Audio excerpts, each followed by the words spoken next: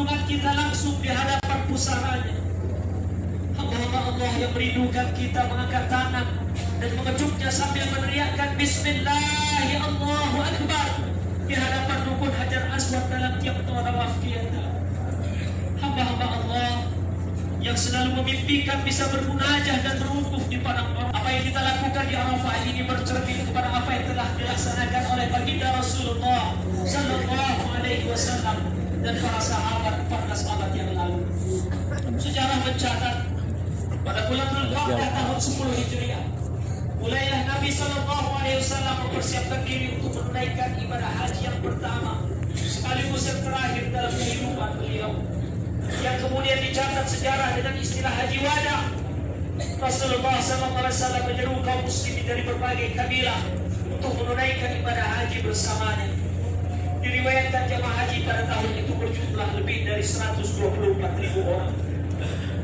Di Arafah ini pula 1400 tahun yang lalu, tepatnya hari Jumat tanggal 9 bulan Dzulhijjah tahun ke-10 Hijriah, Rasulullah SAW melaksanakan ibadah haji dan menyampaikan khutbatul wada, khutbah perpisahannya. Dan tempat di mana beliau berkhutbah dibangun sebuah masjid pada pertengahan abad kedua Hijriah oleh penguasa Abbasiyah yang diberi nama Masjid Namirah.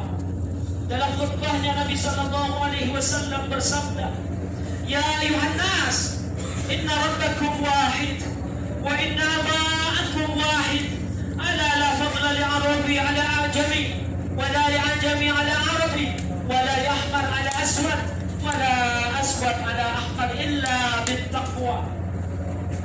Wahai sekalian manusia, ingatlah bahwa Rabb kalian adalah satu, Bapa kalian adalah satu, dan ingatlah tidak ada kelebihan bagi orang Arab atas orang non-Arab, tidak pula atas orang non-Arab terhadap orang Arab, tidak pula orang yang berkulit putih atas orang yang berkulit hitam, dan tidak pula atas orang yang berkulit hitam atas orang yang berkulit putih, kecuali atas dasar ketakwaan.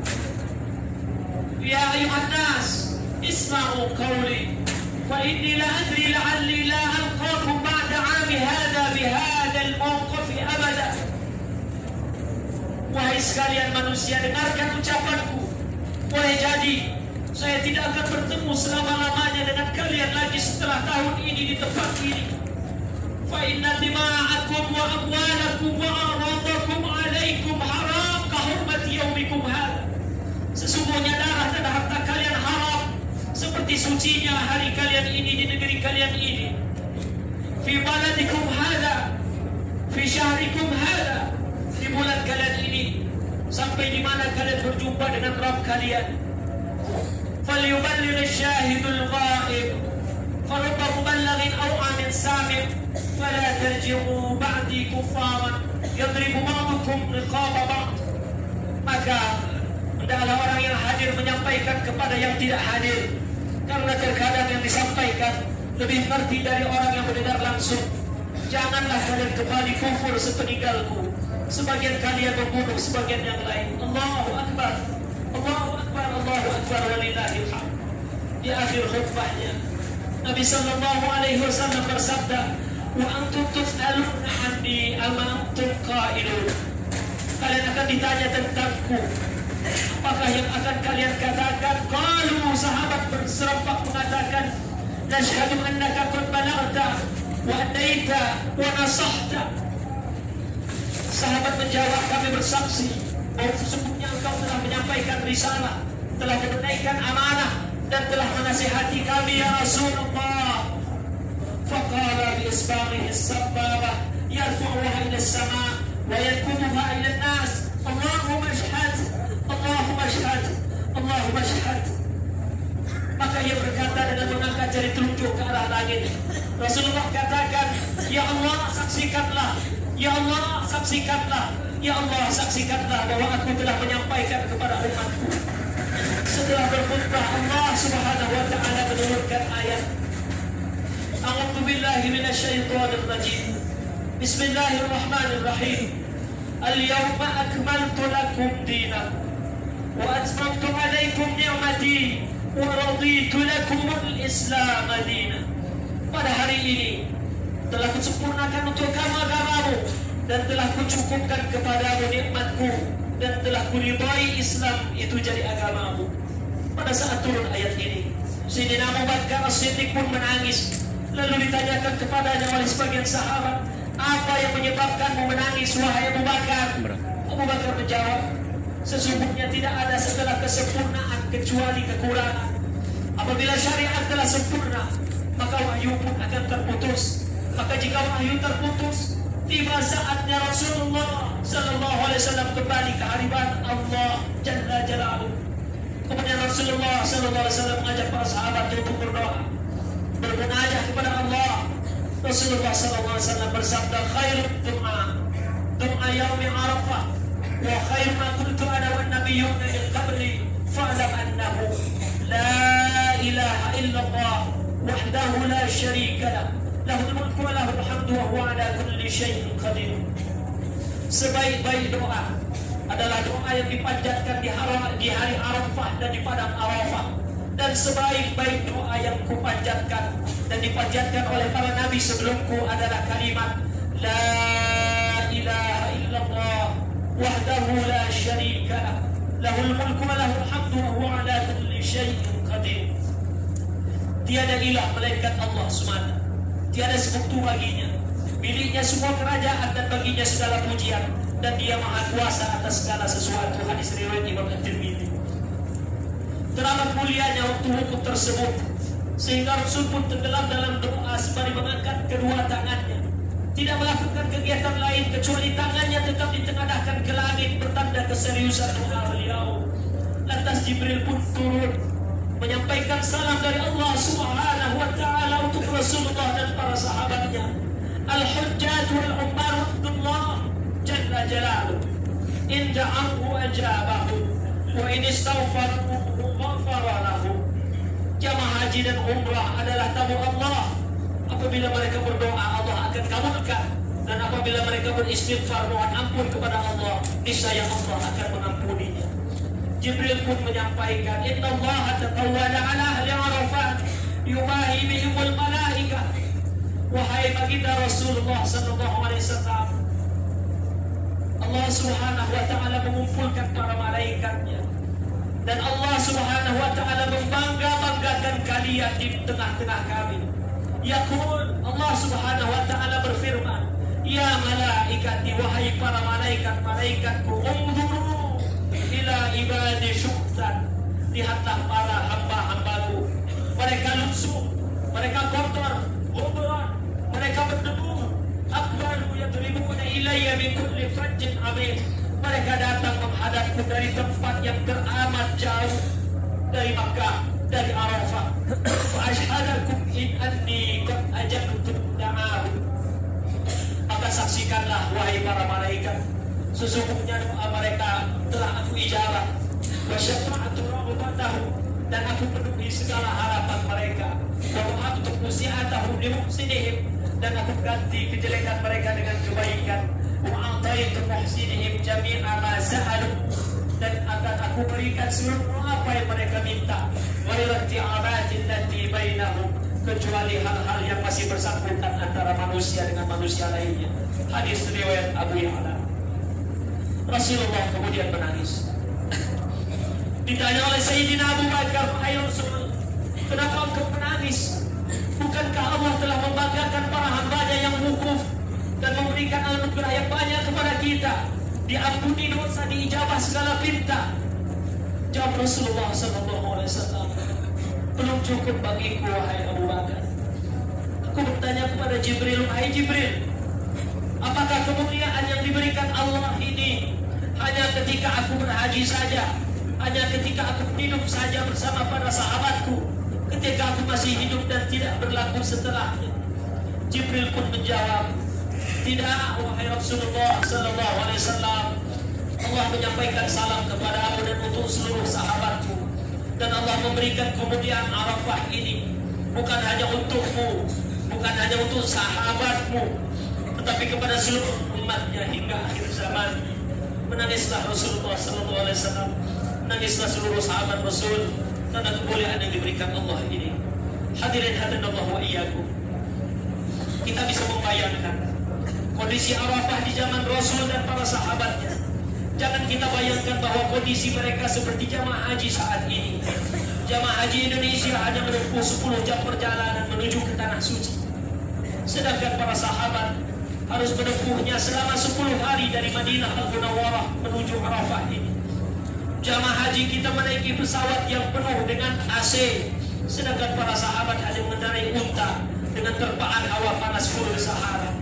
Maka telah sewajarnya setelah 10 hari lebih dalam keadaan ihram di perjalanan yang tidak mudah, lantas rambut mereka pun kusut dan berdebu.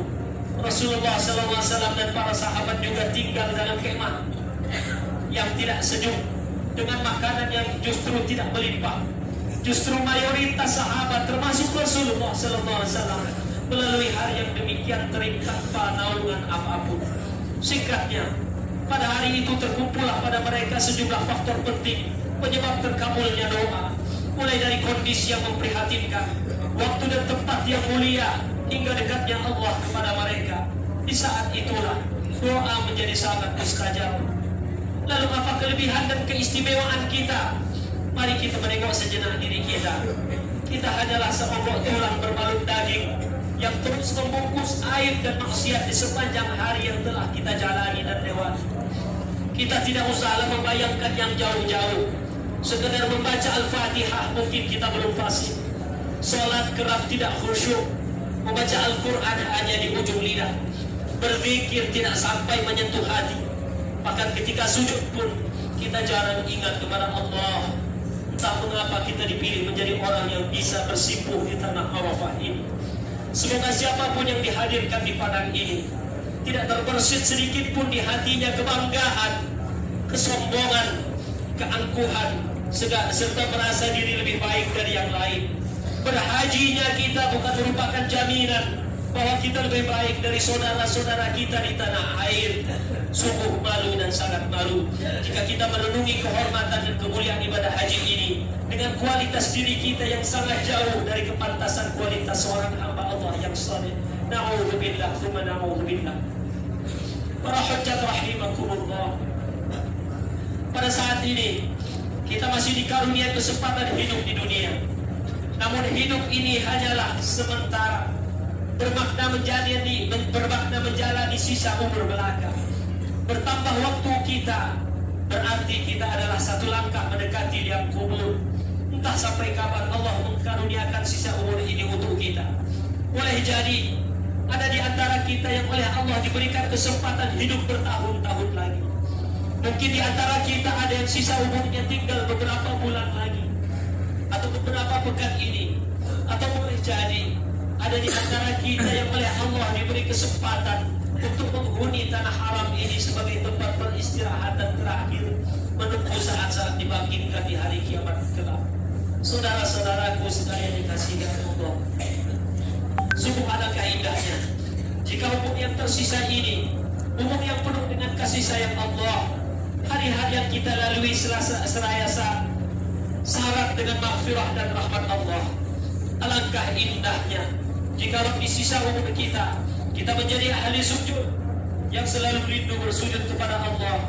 Alangkah beruntungnya kita jika lidah ini selalu basah menyebut kalimat Allah. Alangkah bahagianya andai kata hari kita ini hari yang penuh keikhlasan. Apapun yang kita lakukan hanya Allah semata yang kita tuju. Hari-hari yang kita jalani dengan hari-hari yang bersemangat untuk memperbaiki diri agar dicintai Allah Subhanahu wa ta'ala. Hari-hari yang tersisa menjadi hari-hari yang bersemangat untuk mempersembahkan yang terbaik untuk Allah, agar bisa menjadi bekal saat kepulangan kita, dengan penuh harapan agar bisa wafat husnul khatimah. Amin ya rabbal alamin. Namun sebaliknya, hadirin hadanallah wa iyyakum, alangkah malangnya bagi orang yang mati dalam keadaan tidak terampuni, dosa berlimpah, aib membunuh, kenistaan bagai selimut yang membungkus, mati dalam keadaan munafik, mati di tempat maksiat. Na'udzubillah min dzalik. Para jamaah haji yang dimuliakan Allah, kita ingin lebih dalam lagi memahami makna haji mabrur menjadi dambaan setiap orang. Mabrur berasal dari kata birr yang berarti baik, Sebab orang Arab selalu menggunakan kata birru dengan arti kebaikan, sebagaimana tertuang dalam Al-Quran surah ketiga ayat 92. Lan tanalul birra hatta tunfiqu mimma tuhibbun wa ma tunfiqu min syai'in fa innallaha bihi alim. Kamu sekali-kali tidak sampai kepada kebajikan yang sempurna sebelum kamu menafkahkan sebahagian harta yang kamu cintai, dan apa saja yang kamu nafkahkan maka sesungguhnya Allah mengetahuinya. Ayat ini dengan jelas menjelaskan bahwa kebajikan adalah kepedulian terhadap lingkungan sosial. Sebab semua ajaran Islam dirancang untuk memperkuat hubungan pribadi dengan Allah dan sekaligus memperkuat aspek kehidupan berupa hubungan baik dengan sesama manusia. Rasulullah SAW menyatakan bahwa tanda haji mabrur adalah amalnya setelah haji lebih baik daripada sebelumnya. Amalukum ba'dal haji khairu min qablihi. Amalnya lebih baik ketika dia pulang daripada sebelum dia berhaji. Pada saat dan waktu yang penting dan sakral ini, kita semua mengharap rahmat, ridho dan ampunan Allah Subhanahu wa Ta'ala. Mudah-mudahan kita kembali ke tanah air dalam keadaan bersih dan suci, bagaikan anak yang baru lahir, mendapatkan haji yang mabrur. Amin ya rabbal alamin.